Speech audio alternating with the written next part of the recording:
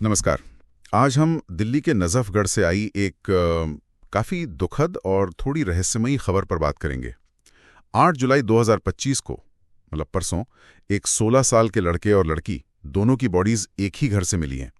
पता चला है कि दोनों स्कूल में साथ पढ़ते थे और शायद किसी रिश्ते में भी थे।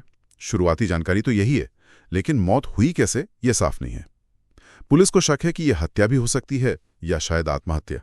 दोनों ही एंगल से जांच चल रही है। आज हम इस मामले के जो तथ्य सामने आए हैं उन्हें समझने की कोशिश करेंगे और साथ ही उन पहलुओं पर भी सोचेंगे जो ऐसी दुखद घटनाओं के पीछे हो सकते हैं। चलिए इस पर थोड़ी गहराई से बात करते हैं। तो जो एक बात थोड़ी खटक रही है वो ये कि घर में किसी तरह की जबरदस्ती या हाथापाई संघर्ष के निशान नहीं मिले, लेकिन कुछ तोड़फोड़ जरूर हुई है, फर्नीचर वगैरह। ये थोड़ा कंफ्यूजिंग नहीं है? बिना हाथापाई के तोड़फोड़, हाँ ये बिल्कुल एक विरोधाभास है और मामले को सही कह रहे हैं आप, और पेचीदा बना देता है। देखिए, संघर्ष के निशान न होना वो अक्सर आत्महत्या की तरफ इशारा करता है, पर ये तोड़फोड़ ये सवाल खड़े करती है। क्या ये किसी तरह का गुस्सा था, हताशा का इजहार, या फिर कुछ और ही हुआ वहां? और साथ ही ये भी पता चला है कि परिवार वाले शायद इनके रिश्ते से खुश नहीं थे, सहमत नहीं थे। ये पहलू जो है ये स्थिति को और भी ज्यादा नाजुक बना देता है। अच्छा, तो सिर्फ रिश्ते की नामंजूरी नहीं, शायद कुछ और भी तनाव था उनके बीच या घर में। अक्सर हम देखते हैं कि ऐसी स्थितियों में वो बातचीत की कमी, कम्युनिकेशन गैप एक बड़ी वजह बन जाती है। बिल्कुल बिल्कुल। कई बार टीनेजर्स को, किशोरों को लगता है कि उन्हें कोई समझ नहीं रहा, खासकर जब बात रिश्तों की हो और ऊपर से परिवार का दबाव भी हो। समाज क्या कहेगा, इज्जत का डर, खुलकर बात न कर पाना, ये सब चीजें मिलकर एक ऐसा माहौल बना सकती हैं जहां युवा बिल्कुल अकेला महसूस करने लगते हैं। हो सकता है ये तोड़फोड़ उसी अंदरूनी उथल-पुथल का, उस गुस्से का बाहरी संकेत हो। जरूरी नहीं है कि वो किसी बाहरी लड़ाई झगड़े का ही नतीजा हो। ये एक जरूरी पॉइंट है कि वो अंदरूनी गुस्से का बहिप्रकाश हो सकता है। खैर, पुलिस तो अपनी जांच कर ही रही है। एफआईआर दर्ज हो गई है, जैसे आपने बताया। पोस्टमार्टम रिपोर्ट का इंतजार है और आसपास के सीसीटीवी, फोन रिकॉर्ड्स, इन सब चीजों को खंगाला जा रहा है। पड़ोसियों से भी पूछताछ चल रही होगी। उम्मीद है कि इन सब से कुछ ठोस सुराग मिलेगा कि भाई असल में हुआ क्या था। हाँ, पुलिस जांच तो खैर तथ्यों को सामने लाएगी ही। पोस्टमार्टम रिपोर्ट बहुत अहम होगी इसमें। लेकिन ये घटना हमें फिर से सोचने पे मजबूर करती है उन संकेतों के बारे में, वो जो वार्निंग साइंस होते हैं जिन्हें शायद वक्त रहते पहचाना जा सकता था।